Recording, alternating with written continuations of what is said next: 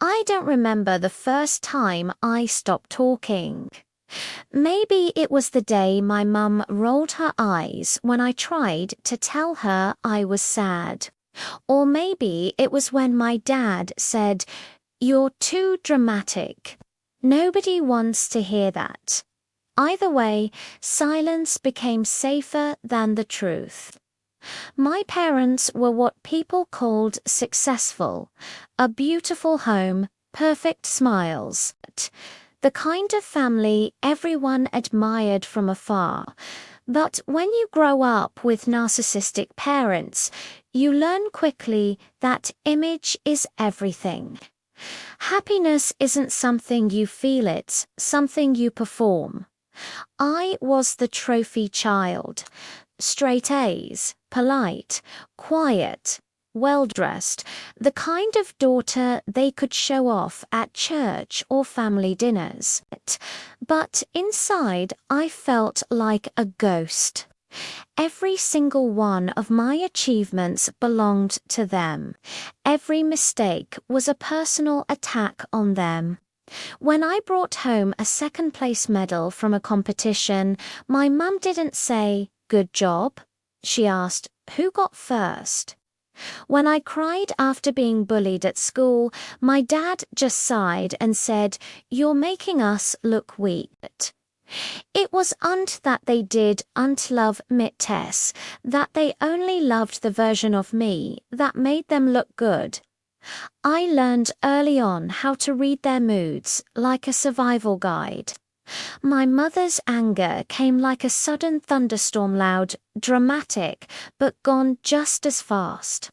My father's anger was quieter, colder, sharp look, a tense silence, a slammed door. So I became their peacekeeper. The little girl who always said sorry first, the one who cleaned up the messes, fixed the problems, and smiled even when her chest ached.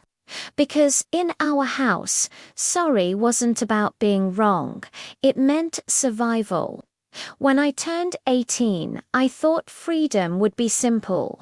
Pack my bags, go to college, and start a fresh new life. But I didn't realize that you don't just leave narcissistic parents by walking out the door. You carry them inside you in your thoughts, your fears, your habits. At school, I apologized for everything. If someone bumped into me in the hallway, I said sorry. If a professor corrected my work, I'd feel my stomach drop like I was a little kid in trouble all over again. And every time someone raised their voice, even if it had nothing to do with me, my whole body would tense up, preparing for a storm that wasn't even coming. It was like I was back home again. It took me years and a lot of work to understand that I wasn't weak, I was conditioned. Conditioned to please everyone around me. Conditioned to shrink myself down to fit into whatever space they allowed. Conditioned to believe that love was something I had to constantly earn, something I wasn't just given. It wasn't until I started therapy, until a professional finally looked me in the eye and said, "You deserved to be loved just for being you," that something inside me finally cracked open. I cried harder in that moment than I ever had before. Not because I was sad, but because for the first time someone had told me I was enough, just as I was. Healing wasn't an instant fix.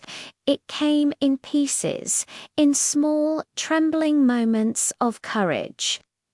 Like finally learning to say no without feeling the need to give a long explanation. Like wearing clothes that I liked, even if I knew my mother would have hated them. like realizing I didn't have to answer every single guilt-filled text message they sent me. Of course, there were setbacks. There were days I missed them. Days I desperately wanted to go back, just to feel like someone's child again, even if it was painful. But then I remember that little girl I used to be, the one standing alone in her room, hands shaking, trying to figure out what she did wrong. And I'd whisper to her, "You didn't do anything wrong. You were just never truly seen."